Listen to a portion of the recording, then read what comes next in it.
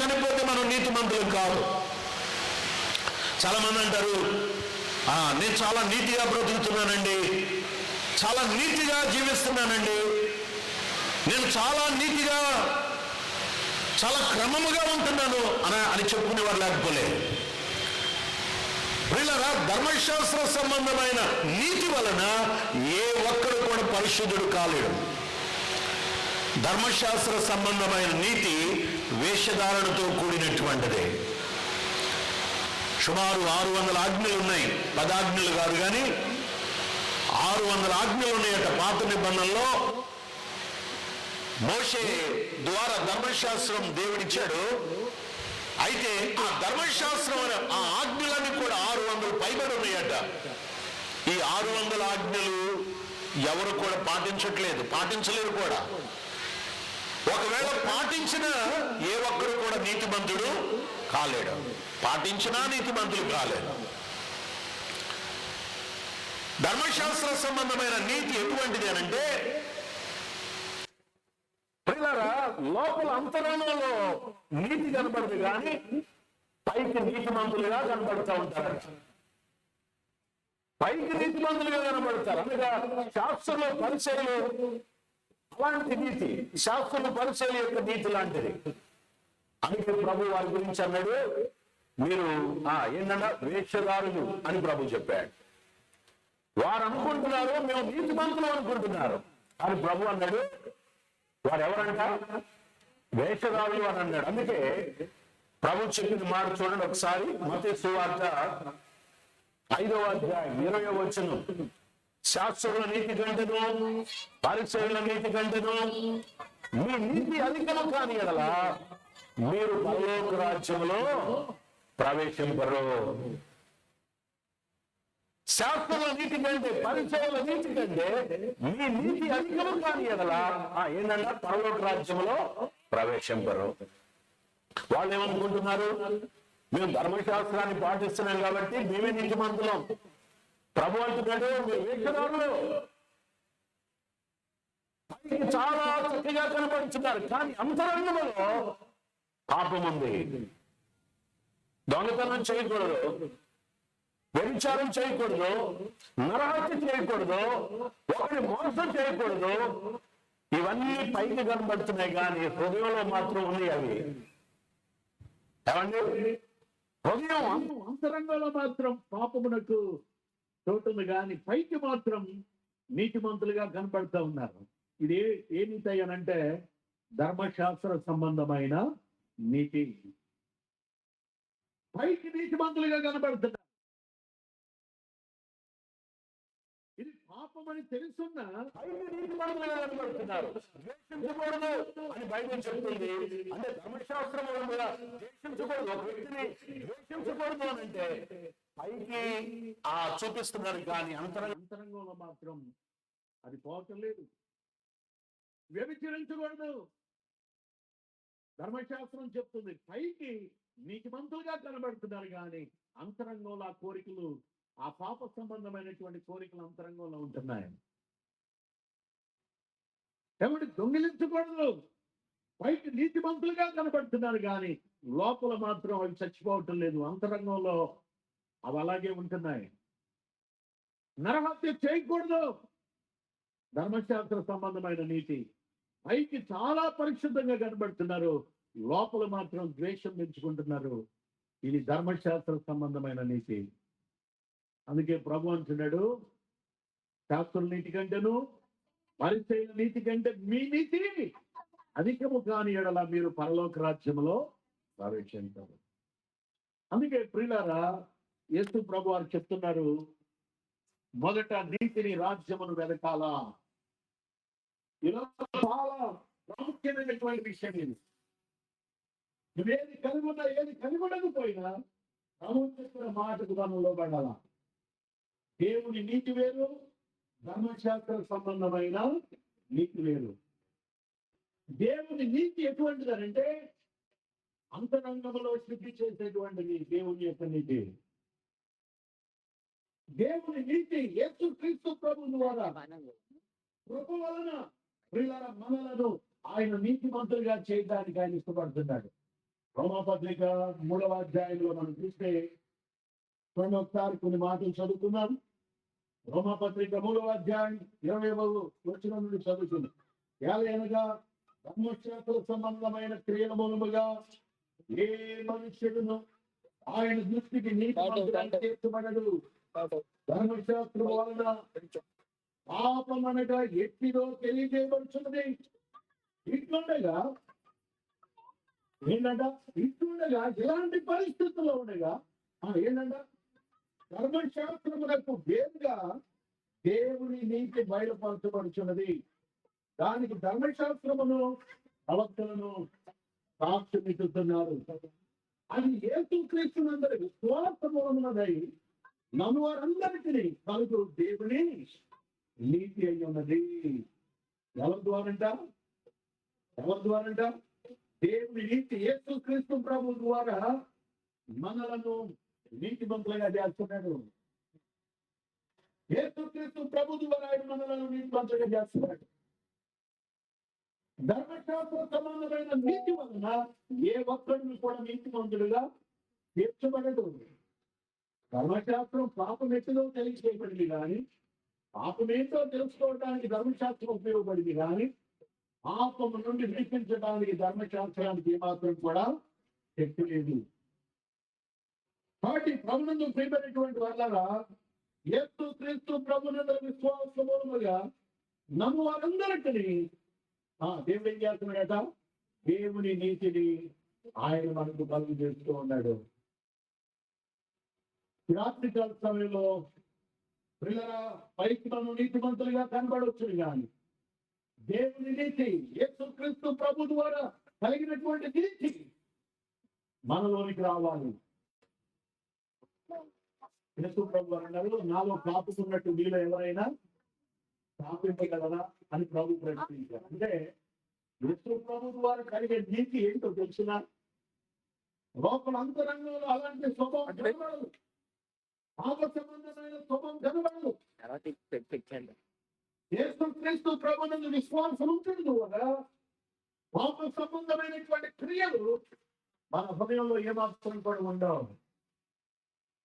అందుకే ప్రియులారా, ఆయన మనలను ఉచితముగా నీతిమంతులుగా చేతి కొరకు ఆయన కనిపించాడు. ఎందుకో తెలుసునా, ఆయన ద్వారా మనం నీతిమంతులుగా తీర్చబడకపోతే మనం పరలోక రాజ్యంలో ప్రవేశించలేం. ఈ ప్రయాసంతో వేరు కొరకు మనందరం కూడా ఒక రోజు పరలోకంలో ఉండాలి. కావచ్చు అంటారు, కావచ్చు అంటే ఏదో ఈ లోకంలో ఏదో సంపాదించు ఏదో బ్రతుకు వెళ్ళిపోతుంది కదా. ఈ కాదు, ఆలోచన చేసేవాడు ఆలోచిస్తాడు, మరణం తర్వాత ఏంటి, తర్వాత భవిష్యత్తు ఏంటి, తర్వాత ఏంటి, ఎలా బ్రతకాలి. అందుకే కదా ఒక యవనస్తుడు యేసు ప్రభు దగ్గరికి వచ్చి, నిత్య జీవనకు వారసుడు నేను ఏం చేయాలి. తనకు తెలుసు ఈ లోకం శాశ్వతం కాదనేటువంటి విషయం అర్థమైంది. ఇదేమి కూడా శాశ్వతం కాదు, నేను శాశ్వతం కాదు, నేను ఎప్పటికైనా నిత్య జీవానికి వారసుడు అనుకున్నాడు. కాబట్టి ప్రభుత్వం ప్రియమైనటువంటి వారు, ఒక వ్యక్తి పరలోకంలోనికి వెళ్ళాలి అని అంటే, ఒక వ్యక్తి పరలోక రాజ్యంలోనికి ప్రవేశించాలి అని అంటే, యేసుక్రీస్తు ప్రభు ద్వారా మనం నీతిమంతులుగా తీర్చబడాలి. అదొకటే మాకు, ఇంకొక మార్గం లేదు. లోకంలో ఎన్ని మతాలు ఉందా, ఏంటయ్యా యేసు ప్రభుని ఎందుకు నమ్మాలి అని అంటే, ఆయన ద్వారానే మనము పరలోక రాజ్యములో ప్రవేశిస్తాం. ఆయన మూలంగానే మనం దేవుని రాజ్యములోనికి వెళ్తాం. అందుచేత యేసుక్రీస్తు ప్రభుని మనం నమ్మాలి, విశ్వసించాలి. ఆయన రక్తము ద్వారా మన పాపములను ఆయన కడిగి వేస్తాడు. ఆయన రక్తము ద్వారా దేవుడు మనలను పవిత్రులుగా చేస్తాడు. ఆయన చిందించిన రక్తము ద్వారా మనలను ఆయన నీతిమంతులుగా మారుస్తున్నాడు. ఈ రాత్రికాల సమయంలో ప్రభునందు ప్రియమైనటువంటి వాళ్ళరా, దేవుని నీతిని నీవు అంగీకరించకపోతే, దేవుని యొక్క నీతిని నీవు కలిగి ఉండకపోతే పరలోక రాజ్యంలో మనం ప్రవేశించలేం. అందుకే గమనించండి, యేసుక్రీస్తు ప్రభువు కూడా చెప్తున్నాడు, ఈ భూ సంబంధమైన వాటి మీద మనసు పెట్టొద్దు, మొదట ఆయన నీతిని రాజ్యమును మీరు ఎదగండి. భూ సంబంధమైన రావు. మనకు అవసరం ఉంది. ఇక్కడ ఉన్నంత కాలం, బ్రతికినంత కాలం మన అవసరతలు ఉంటాయి. దేవుడు ప్రియులారా వాటిని సమకూరుస్తాడు.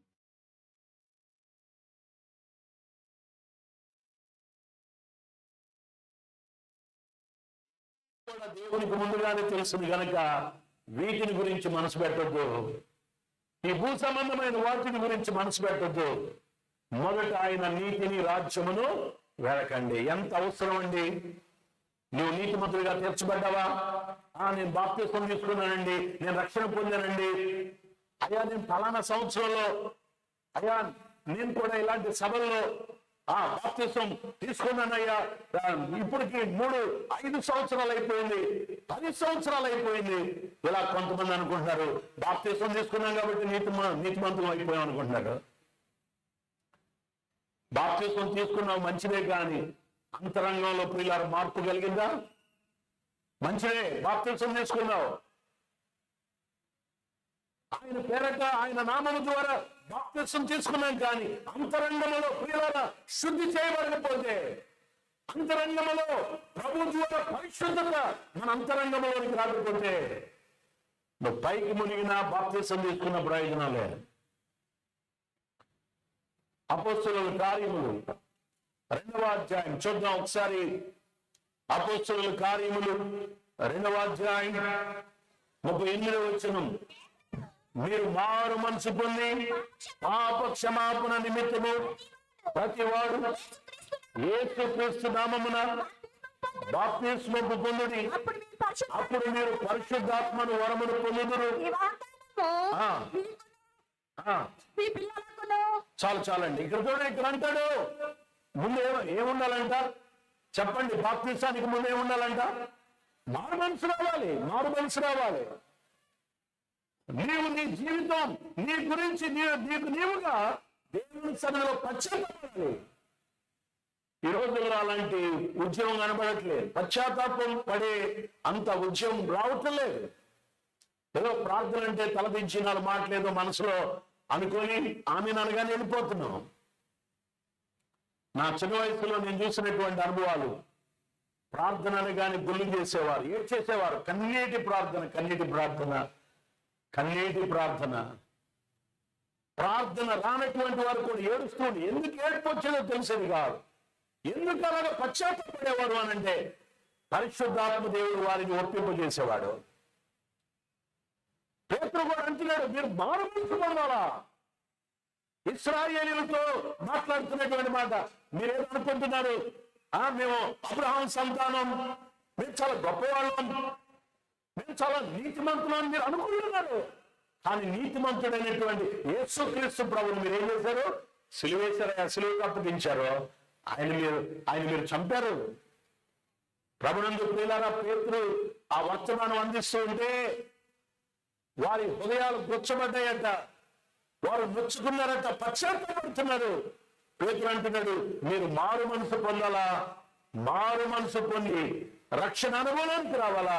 మీరు అప్పుడు బాప్తిస్మం తీసుకోవాలా. మీరు అప్పుడు బాప్తిస్మం తీసుకోవాలా.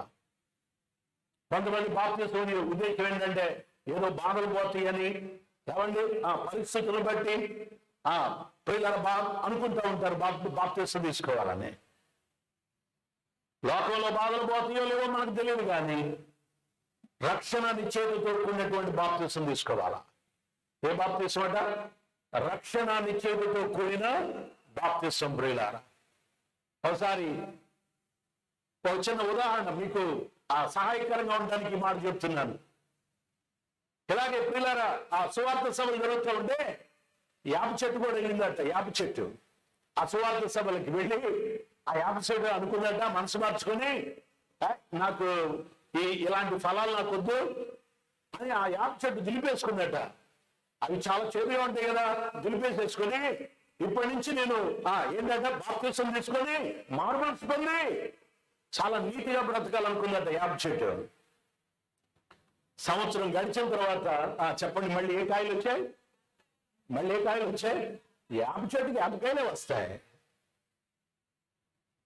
అలా గమనించండి, చాలా మంది బ్రతుకులు ఎలాగున్నాయి.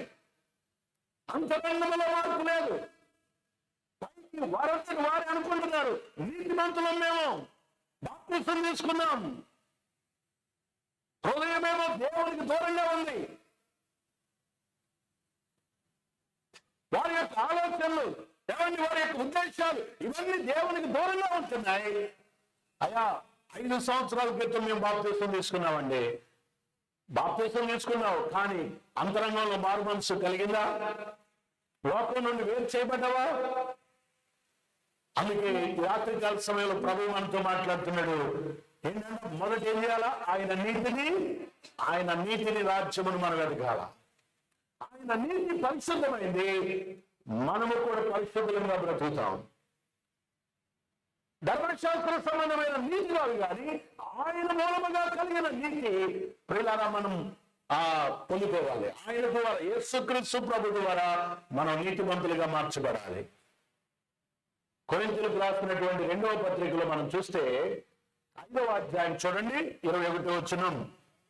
ఎందుకనగా మనం ఆయన యందు దేవుని నీతి అగునట్లు పాపమెరుగని ఆయనను మన కోసము పాపముగా చేసెను. పాపం ఎరుగినటువంటి ఆయనను దేవుడు మన కోసము ప్రియులారా ఆయన పాపిగా మారిపోయాడు. ఎందుకో తెలుసునా? మనము నీతిమంతులుగా మార్చబడాలని, మనము నీతిమంతులుగా తీర్చబడాలని, మనము నీతి అగునట్లుగా, దేవుని నీతి అగునట్లుగా మన నిమిత్తము ఆయన పాపముగా ఎంచబడ్డాడు. నీవు నేను చేసిన పాపములన్నీ కూడా ఆయన భరించాడు. శాపగ్రస్తమైన మరణాన్ని పొందాడు యేసుక్రీస్తు ప్రభు. ఏమైనా ప్రియులారా దేవుని భయం మనలో ఉంటుందా? అదే ఏ పాపము చేయనటువంటి వాడు పరిశుద్ధుడు ప్రియులారా తనలోకి మహిమను విడిచిపెట్టి తండ్రి చిత్తాన్ని నెరవేర్చడానికి, పాపులమైనటువంటి మనలను రక్షించడానికి ఆయన ఈ లోకానికి వచ్చాడు. ప్రియులారా ఆయన పాపిగా మార్చబడ్డాడట, శాపగ్రస్తమైనటువంటి మరణాన్ని పొందాడు. రాత్రికాల సమయంలో ఈ కూడికల ద్వారా ప్రియులారా మనం గ్రహించవలసిన సత్యం ఏంటంటే యేసుక్రీస్తు ప్రభు ద్వారా మనం నీతిమంతులుగా తీర్చబడాలి. యేసుక్రీస్తు ప్రభు ద్వారా మనము నీతిమంతులుగా మార్చబడాలి. ఆయనలో ఉన్న నీతి ఏంటంటే అది పరిశుద్ధమైంది. ఎక్కడ కూడా ఆయనలో పాపం కనబడలేదు. అటువంటి నీతి ప్రియులారా మనం కూడా సంపాదించుకోవాలా. అందుకంటాడు నీతిమంతులట విడవబడరట, వారి సంతానము భిక్షమెత్తుకోరట. ఎంత గొప్ప ఆశీర్వాదం అండి! నువ్వు నీతిమంతుడుగా మార్చబడితే దేవుడు నిన్ను విడిచిపెట్టడు. అందుకంటాడు సింహపిల్లలు లేమి గలవై ఆకలి కొనుని గాని యెహోవాను ఆశ్రయించే వారికి ఏమీలు కొదవై ఉండదు. నీతిమంతుని యొక్క ప్రార్థన ఆయనకు ఆనందదాయకరమైనటువంటిదట. నీతిమంతునిగా మార్చబడి దేవుని నీతి ద్వారా మనం ప్రార్థన చేస్తా ఉంటే ఆ ప్రార్థన దేవునికి ఆనందదాయకరంగా ఉంటుందట. అయిలారా ఈ రాత్రికాల సమయంలో ప్రభు అంటున్నాడు అన్నిటికంటే ప్రాముఖ్యమైంది ఆయన ద్వారా కలిగేటువంటి నీతిని మనము సంపాదించుకోవాలి. యేసు ప్రభు ద్వారా కలిగేటువంటి నీతిని మనము సంపాదించుకోవాలి. ఆ నీతిని మనము ప్రకటించే వారిగా మనం ఉండాలి. మనం నీతిమంతులుగా తీర్చబడటమే కాదు, కానీ చెప్పండి, ఆ నీతిని గురించి మనం ఏం చేయాలంట? ప్రకటించాలి. ఆ నీతిని గురించి మనం సాక్షిగా ఈ లోకంలో మనం బ్రతకాలి. దేవుని నీతి కొరకు మనం సాక్షిగా మనం ఈ లోకంలో బ్రతకాలి. సాక్షిగా మనం బ్రతకాలి. దేవుని నీతి కొరకు మనం ఈ లోకంలో బ్రతకాలి అని అంటున్నాడు. ఆయన ద్వారా తప్ప మరి ఏ నామము ద్వారా మనకు రక్షణ కలగదు. ఆయన ద్వారా తప్ప, ఆయన నామము ద్వారా తప్ప మరి ఏ నామము ద్వారా మనకు రక్షణ కలగదు. రాత్రికాల సమయంలో మనం ఎలాగున్నాం? మన ఆత్మీయ జీవితం ఎలాగుంటుంది? చాలా కాలము నుండి సువార్త వినొచ్చునేమో, కానీ ఇంకా అంతరంగములో అపవిత్రత నీలో ఉంటే, అంతరంగములో పాప సంబంధమైన లక్షణాలు నీలో ఉంటే దేవుని నీతిని నీవు పొందుకోలేదని నువ్వు గ్రహించాలా. దేవుని నీతి నీలో కనబడదు, ఇంకా లేదు, ఇంకా రాలేదని నువ్వు గ్రహించాలా. ఏదో మనకు మనమే నీతిమంతులుగా చెప్పుకుంటున్నాం, కానీ అంతరంగంలో ఇంకా అపవిత్రత ఉంది, అంతరంగంలో పాపమునకు చోటు ప్రియులారా ఉన్నట్లయితే మనం ఇంకా దేవుని నీతి ఆయన నీతిని మనం ఇంకా సంపాదించుకోలేదా, ఇంకా ఆయన నీతిని మనం కలిగి ఉండలేదు. అందుకే ఈ సువార్త సభల ద్వారా దేవుడు మన ఆత్మీయ జీవితాలను బాగు చేయడం కొరకాయ కృష్ణులుగా మనం మార్చబడాలని దేవుని యొక్క ఉద్దేశమై ఉంటుంది. దేవుని యొక్క ఉద్దేశమై ఉంటుంది.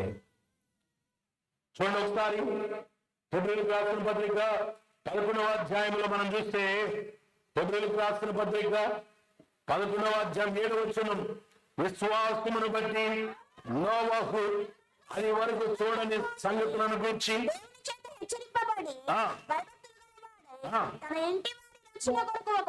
ఒక ఓడను సిద్ధము చేశాను, అందువలన అతడు లోకము మీద నేరస్థాపన చేసి విశ్వాసమును బట్టి కలుగు నీతి, ఏమండి ఏంటంటే విశ్వాసమును బట్టి కలుగు నీతికి వారసుడయ్యాడు.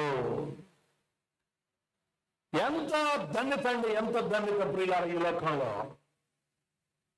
నువ్వు నీ స్థితి ఎలాగైనా ఉండని, నువ్వు ఏ పరిస్థితుల్లో ఉన్నావో, ఈ రాత్రికాల సమయంలో దేవుడు మనలను దర్శించే సమయం. వాక్యము ద్వారా దేవుడు మనతో మాట్లాడాలనుకుంటున్నాడు. నోవహును దేవుడు ఏ రీతిగా నీతిమంతునిగా మార్చాడో, విశ్వాసము ద్వారా ఈ రాత్రికాల సమయంలో ప్రియులారా మనలను కూడా ఆయన నీతిమంతులుగా మార్చడానికి ఆయన సిద్ధంగా ఉన్నాడు. ఒకప్పుడు నేను కూడా దేవుని సేవకుని కుటుంబంలో పుట్టి పెరిగినటువంటి అనుభవాలు ఉన్నాయి కనుక వాక్యం అంటే ఏంటో తెలుసు, పాపం అంటే ఏంటో తెలుసు, అన్ని తెలిసినటువంటి వాడిని. కానీ లోకాశల్లో పడిపోయి ప్రియులారా ఎవరైనా సేవకులు విశ్వాసులు ఎవరైనా ఉన్నప్పుడు కలిసినప్పుడు వారి దగ్గర చాలా నీతిగా భక్తిగా ఉన్నట్టుగా కనపడేవాడిని. పైకి చాలా నీతిగా అసలు ఏమీ తెలియదు అన్నట్టుగా అలాగే నటిస్తూ గడిపేటువంటి వాడిని. ఎవరన్నా మా ఇంటికి సేవకులు వస్తే వారి ముందు నటిస్తూ ఉండేవాడిని. చాలా నీతిమంతుడిగా పరిశుద్ధునిగా కనబడుతూ ఉండేటువంటి వాడిని. అంతరంగం మంచిగా లేదు. లోపల పాప సంబంధమైన ఆలోచనలు, అపవిత్రత, నా ఇష్టానుసారంగా ఏం మాత్రం దేవుని భయం లేకుండా బ్రతుకుతూ వచ్చాను. దేవుని కృప వలన 1999వ సంవత్సరంలో నా జీవితంలో సంపూర్ణంగా రక్షణ పొంది దేవుని యొక్క సేవలను కడుగు పెట్టడానికి దేవుడు సహాయం చేశాడు. నా హృదయంలో ఉన్నటువంటి అపవిత్రత, నా హృదయంలో ఉన్నటువంటి భారం దేవుని సన్నిధిలో యథార్థంగా ప్రియులారా నేను ఎందుకు ఏడుస్తున్నానో, ఎందుకు దుఃఖం వస్తుందో అర్థం అవటం లేదు. చాలా వేదనతో ప్రార్థన చేయడం ప్రారంభించాను. నా హృదయంలో ఉన్న భారం అంతా కూడా పట్టుకెళ్ళిపోయింది. ఎవరో తీసివేసినట్టుగా ఒప్పుకుంటా ఉంటే ప్రార్థన చేస్తా ఉంటే నా హృదయం చాలా తేలికైపోయింది. ఎప్పుడు పొందినటువంటి అనుభూతిని దేవుడు నాకు ఇచ్చాడు. ఆ తర్వాత దేవుని సేవకులతో మాట్లాడటం, మా నాన్నగారికి విషయాలు చెప్పడం, ఇలాగ పిల్లల సంఘంలోనికి రావటం, సహవాసంలో ఉండటం, తరచుగా దేవునితో, దేవుని వాక్యముతో, దేవుని సంఘంలో గడపటం ద్వారా అనేకమైనటువంటి అనుభవాలు ప్రభు నేర్పిస్తూ వచ్చాడు. ఆ రోజు నుండి మరలా ఇన్ని సంవత్సరాలు వెనుదిరిగి చూడకుండా ప్రభు బలపరుస్తూ ఉన్నాడు. ఇలా గమనించండి. నోవహు అది వరకు చూడనటువంటి సంఘటనలను గురించి దేవుని చేత హెచ్చరింపబడినటువంటి వాడై విశ్వాసము ద్వారా విశ్వాసము ద్వారా ఆ నీతికి వారసుడైనాడు. ఎంత గొప్ప భాగ్యం! ఈ రాత్రి ప్రభు మనలను నీతిమంతులుగా చేయడానికి సిద్ధంగా ఉన్నాడు. నీ హృదయ వాంఛలను, నీ హృదయంలో ఉన్నటువంటి పరిస్థితులను ఆయనకి తెలుసును కనుక యోహాను సువార్తలు అంటాడు కదా, యేసు అందరి హృదయములను ఎరిగిన వాడు. ఆయన దగ్గర చెప్పడం అవసరం లేదు, అందరి హృదయాలు ఆయనకి తెలుసు ప్రియులారా. అందుకే ఆ యవనస్తుడు ప్రభు దగ్గరికి వచ్చి నిత్య జీవనకు వారసుని అవ్వాలి అని ప్రభుని అడుగుతూ ఉంటే, నీకొకటి హృదయంలో ఉంది.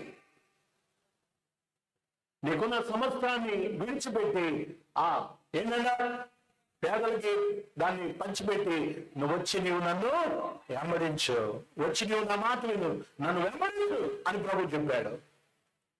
అయినరా ఈ రాత్రికాల సమయంలో ఏదైతే మనం విడిచిపెట్టాలో పరిశుద్ధాత్మ దేవుడు మనలను ఒప్పింపజేస్తున్నప్పుడు మనలో ఉన్న అవలక్షణాలు, మనలో ఉన్నటువంటి అపవిత్రత, మనలో దాచిపెట్టుకున్నటువంటి ఆ రహస్యమైనటువంటివి ఏవైతే ఉన్నాయో వాటిని మనం విడిచిపెట్టేటువంటి అవకాశాన్ని ఈ సువార్త సభల ద్వారా దేవుడు మనకు కలుగజేశాడు.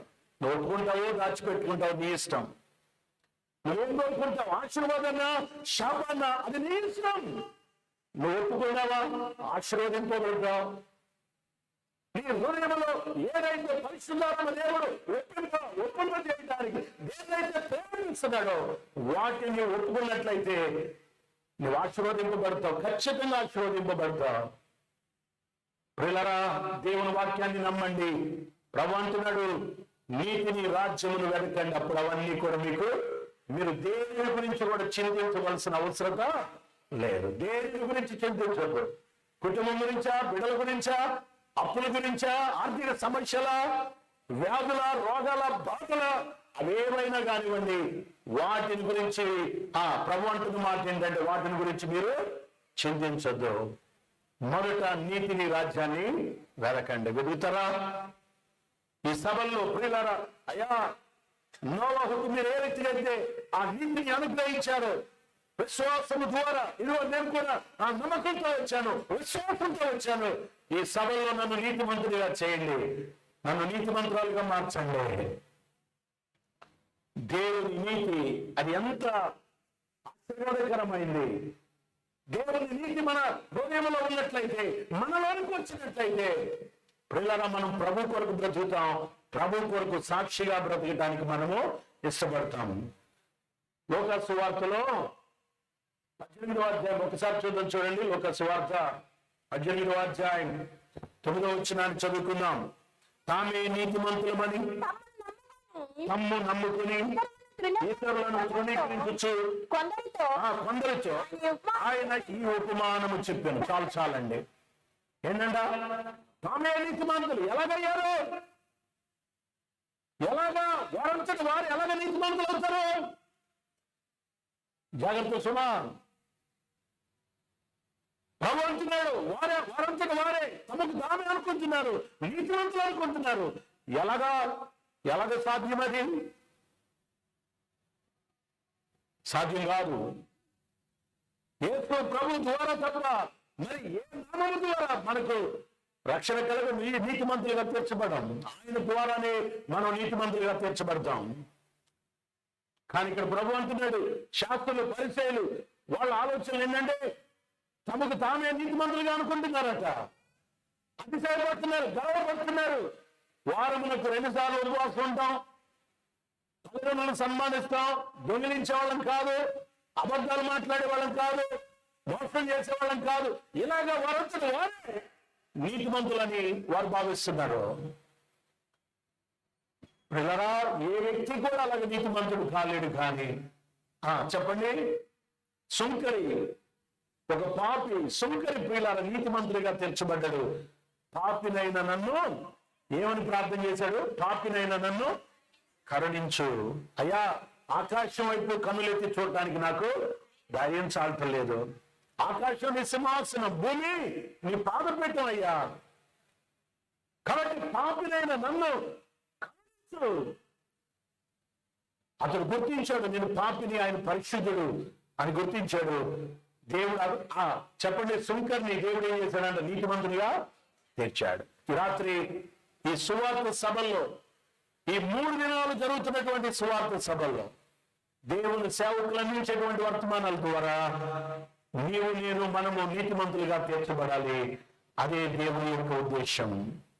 అన్ని ఉన్నాయి, దేవుడు ఇచ్చాడు, అన్ని వనరులు ఉన్నాయి. ఆహారం ఇస్తున్నాడు, వస్త్రాలు ఇస్తున్నాడు, మంచి నివాసాలు ఇచ్చాడు. ఎవరి లోకంలో ఏది తక్కువగా లేదు. దేవుడు అందరికీ సమృద్ధిగా ఇస్తున్నాడు. అయితే నీవు నీతిమంతుడిగా తీర్చబడ్డావా? అన్ని ఇచ్చాడు దేవుడు. నువ్వు బ్రతకడానికి, నువ్వు జీవించడానికి అన్ని విధాలుగా దేవుడు నీకు అన్ని ఇస్తున్నాడు. మరి నీతిమంతునిగా బ్రతకడానికి నువ్వు ఇష్టపడతావా? అమ్మో చాలా కష్టం అండి, అబద్ధాలు ఆడకపోతే ఎలాగా?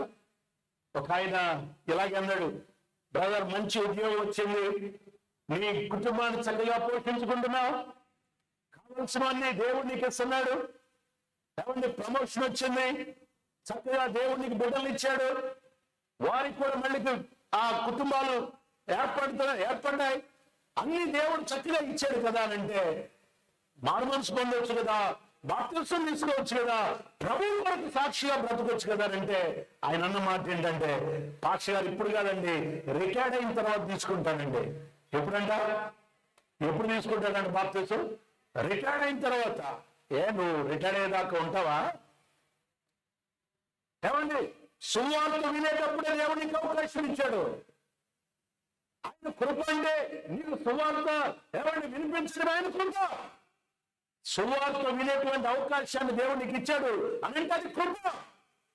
ఆయన కృపను బట్టి ప్రియులారా సువార్త ద్వారా మనం రక్షణ పొందడానికి దేవుడు అవకాశం ఇస్తున్నాడు. వాయిదా వేయడానికి లేదు. ఆయన అంటాడు, పాస్టర్ గారు ఇప్పుడు కాదండి, నేను రిటైర్ అయిన తర్వాత, ఉద్యోగం అంత అయిపోయిన తర్వాత, నా సర్వీస్ అంతా అయిపోయిన తర్వాత అప్పుడు నేను ఆ మందిరానికి వస్తాను, అప్పుడు నీతిమంతుడిగా, లేకపోతే అప్పుడు బాప్తిసం తీసుకుంటాను అని అన్నాడు.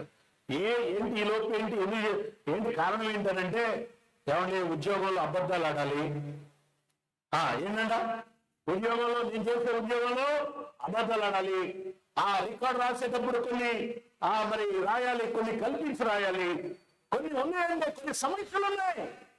కాబట్టి నేను ఇప్పుడే బాప్తిసం తీసుకోలేను, ఇప్పుడే మందిరానికి రాలేను. కానీ ఎప్పుడంట చెప్పండి? రిటైర్ అయిన తర్వాత ఉద్యోగం అంతా అయిపోవాలి, పెళ్ళిళ్ళు అయిపోవాలి, అన్ని అయిపోయి అంతా ఒడిగిపోయిన తర్వాత పిల్లలు గమనించండి, అప్పుడు దేనికి మనకి వస్తాం? ఒకవేళ దేవుడు అవకాశం ఇచ్చిన ఏమండి ఉద్యోగం అయిపోయిన తర్వాత దేనికి మనకి వస్తాం? కృపగలిగిన దేవుడు ఒకవేళ అవకాశం ఇచ్చిన ఏమైనా సువార్తలో ఉంటావా? పరిచర్యలో సహకారిగా ఉండగలుగుతావా? చాలా మంది నిర్లక్ష్యం ప్రియులారా. ఇలాంటి సభలు జరుగుతున్నప్పుడు, వాక్యం వినబడుతుంటున్నప్పుడు హృదయంలో ఏదైతే మనం ఎవరిని దాచిపెట్టామో పరిశుద్ధాత్మ దేవుడు దానిని ఒప్పింపజేస్తుంటున్నప్పుడు మనం కఠినపరుచుకున్నాం అనుకోండి, ఏమైపోతామట? కీడులో పడిపోతాం.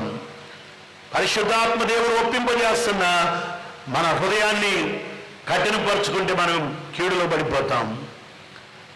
నేను కూడా ఎన్నో పర్యాయాలు కీడు నుండి తప్పించబడ్డాను. ఎన్నో ప్రమాదాలు, మారు మనసు పొందక మునుపు సేవకులు ఎన్నోసార్లు హెచ్చరించిన లోబడకుండా ఆ వేషధారణగా బ్రతుకుతా ఉన్న దినాల్లో ఎన్నో ప్రమాదాలు నాకు సంభవించాయి. ఒకసారి చనిపోవలసినటువంటి వాడిని, హాస్పిటల్లో ట్రీట్మెంట్ జరుగుతూ ఉంది, అసలు ఫీవర్ కంట్రోల్ అవ్వట్లేదు, మా తల్లిదండ్రులు చాలా బాధపడిపోతున్నారు. వారం దినాలు గడిచిపోయింది, హాస్పిటల్లోనే ఉన్నాను, ఫీవర్ కంట్రోల్కి రావటం లేదు. పిల్లరా, అప్పుడు నాకు భయం అనిపించింది. అప్పుడు భయం అనిపించి, ప్రభువా ఈ ఒక్కసారికి నన్ను జ్ఞాపకం చేసుకో, ఈ ఒక్కసారి నన్ను బ్రతికించయ్యా, నేను చాలా భయపడిపోతున్నాను, ప్రాణభయం వచ్చేసింది, చనిపోతానేమో అనుకున్నాను.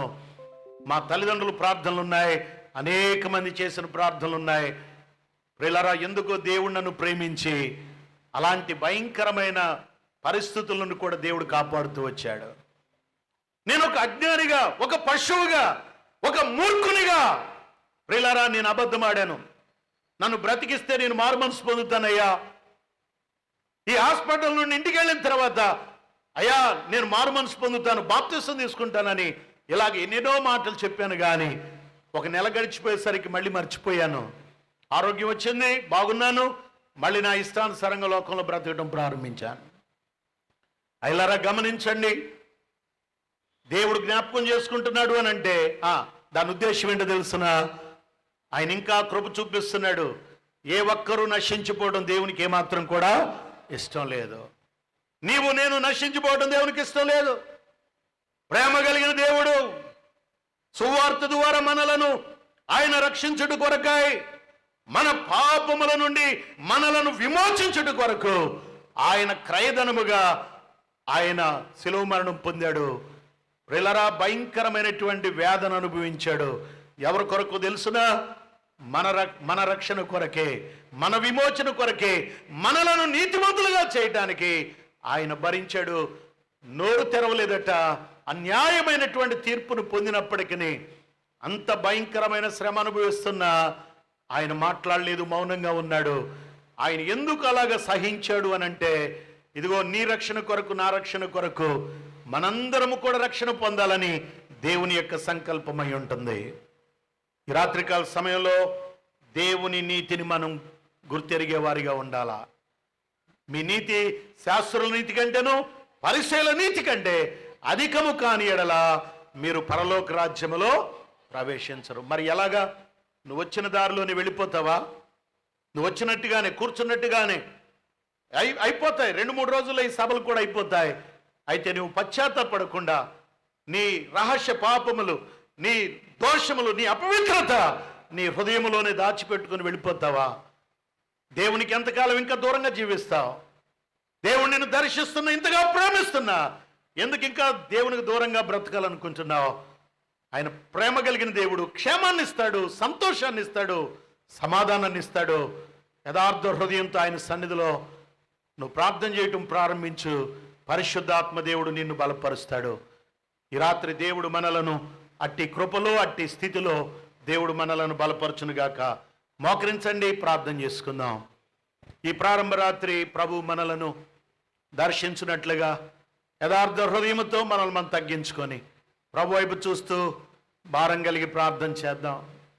నిజమే కదా ప్రభువా, ఇదిగో నాయన, నేను ఎప్పుడో చనిపోవలసినటువంటి వాడను, ఎప్పుడో చనిపోవలసినటువంటి వాడినయ్యా. కానీ నన్ను ఇంకా మీరు ప్రేమించి నీ నీతిని నాకు ఇవ్వటానికి, నీవు నీతిమంతుడుగా ఈ లోకానికి వచ్చావు, నీ నీతిని నాకు ఇవ్వటానికి నువ్వు సిలువ మరణం పొందావు ప్రభు అని మనల్ని మనం తగ్గించుకుందాం. ప్రభు వైపు చూద్దాం, యథార్థ హృదయంతో ప్రార్థన చేద్దాం.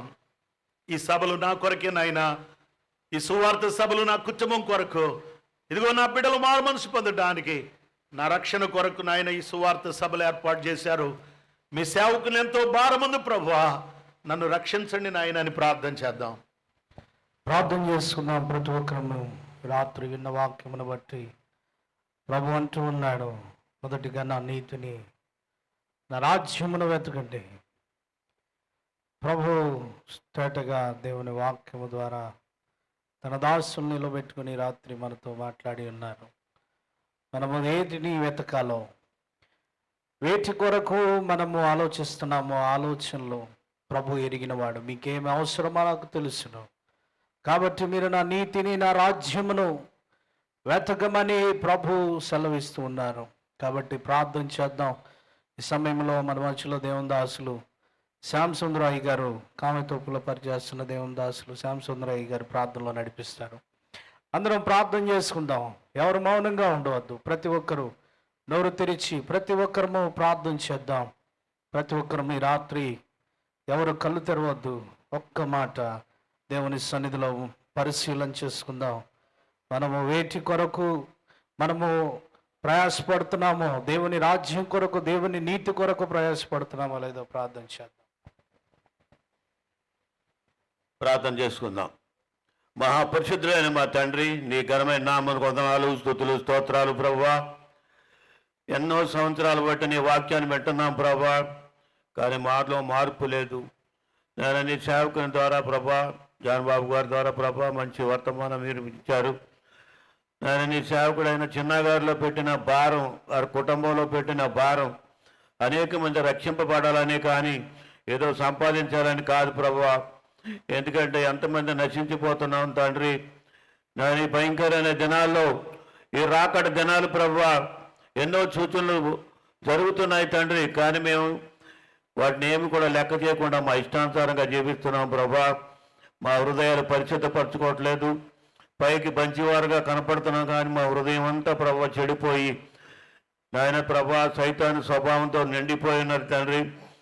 నాయన హృదయాలు చూచే దేవుడు ప్రభా, హృదయ శుద్ధి గల వారు ధన్యులు, వారు దేవుని చూచేతారని నీ వాక్యం చెప్తుంటే ప్రభా, నీ సేవకుల ద్వారా మంచి వర్తమానాలు మాకు ఇచ్చావు నాయన. శాస్త్రుల నీతి, పరిశుభ్రమైన నీతి కంటే మా నీతి అధికంగా లేకపోతే ఏదైనా సరే ప్రభా, నీవు ఈ లోకంలో ఉండి ఎలా నడుచుకోవాలో, ఎలా భరించుకున్నాలో, ఎలా క్షమించావో, ఎలా నీతిగా జీవించావో ప్రభా, నిన్ను బట్టి మేము అలా నడుచుకునేలాగా చేయండి.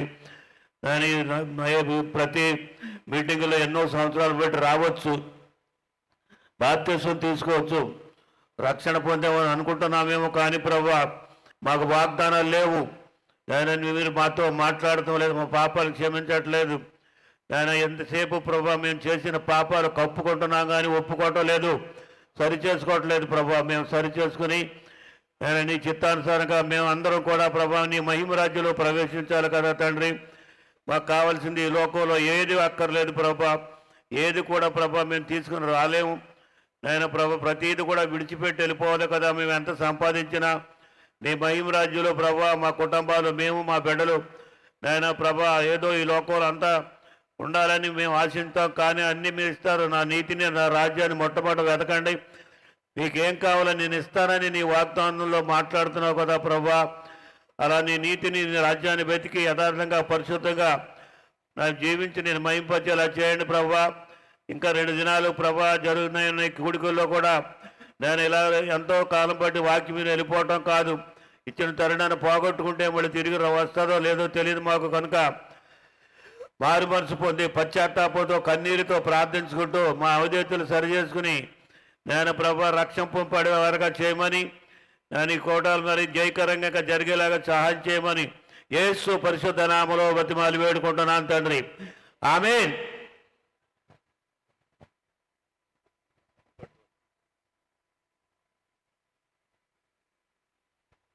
దయచేసి ఈ సమయంలో సోదరి ప్రమీలా రాణి గారు అలాగే దేవుని దాసురాలు మేరీ చందన గారు పాట పాడతారు. ముందుగా వాక్యం అందించిన దేవుని దాసులకు సంఘపక్షంగా వందనాలు తెలియజేస్తూ ఉన్నాం. అలాగే ప్రార్థన చేసిన దేవుని దాసులకు కూడా సంఘపక్షంగా వందనాలు. ఈ సమయంలో మరి సోదరి ప్రమీలా రాణి గారు అలాగే దేవుని దాసురాలు మేరీ చందన గారు ప్రత్యేక పాట పాడతారు. దయచేసి అందరు లేచి నిలబడదాం. అందరు లేచి నిలబడ